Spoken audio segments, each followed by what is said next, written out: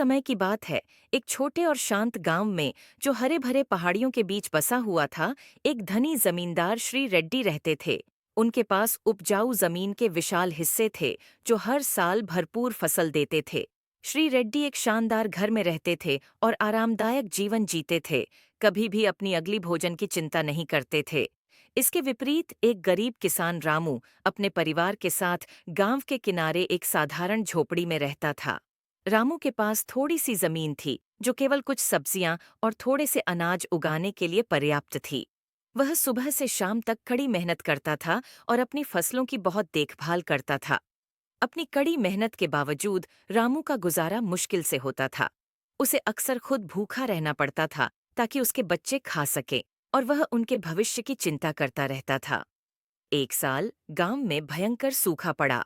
एक बार उपजाऊ खेत सूखकर बंजर हो गए। रामू की छोटी सी जमीन भी बहुत प्रभावित हुई और उसकी फसलें सूखने लगीं। हताश और चिंतित रामू ने श्री रेड्डी से मदद लेने का फैसला किया। रामू झिझकते हुए श्री रेड्डी के भव्य घर के सामने खड़ा था। हिम्मत जुटाकर उसने दरवाजा खटखटाया। श्री रेड्डी ने दरवाजा खोला और रामू को वहां देखकर आश्चर्यचकित हो गए। रामू ने अपनी कठिनाई समझाई। उसकी आवाज डर और उम्मीद से कांप रही थी।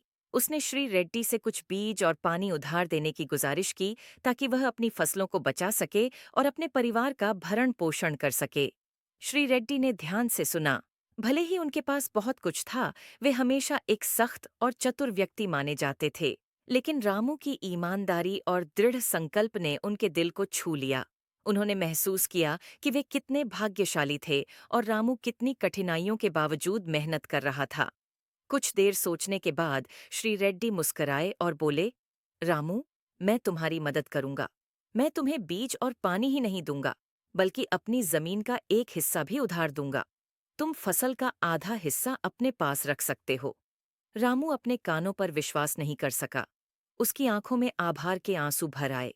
उसने श्री रेड्डी को बहुत बहुत धन्यवाद दिया और वादा किया कि वह पहले से भी ज्यादा मेहनत करेगा। उस साल श्री रेड्डी की मदद से रामू के खेत खिल उठे। उसने पहले से भी अधिक फसल काटी, जो उसके परिवार को खिलाने और बाजार में बेचने के लिए पर्याप्त थी। उसने भविष्य के लिए कुछ पैसे बचाए और अपने अच्छे भाग्य को अपने पड़ोसियों के साथ साझा किया। श्री रेड्डी और रामू अच्छे दोस्त बन गए। पूरे गांव ने दया और सहयोग की ताकत देखी। उसके बाद वे मिलकर काम करते रहे, यह सुनिश्चित करते हुए कि गांव का हर व्यक्ति फल फूल सके, चाहे वे किसी भी चुनौती का सामना करें। और इस प्रकार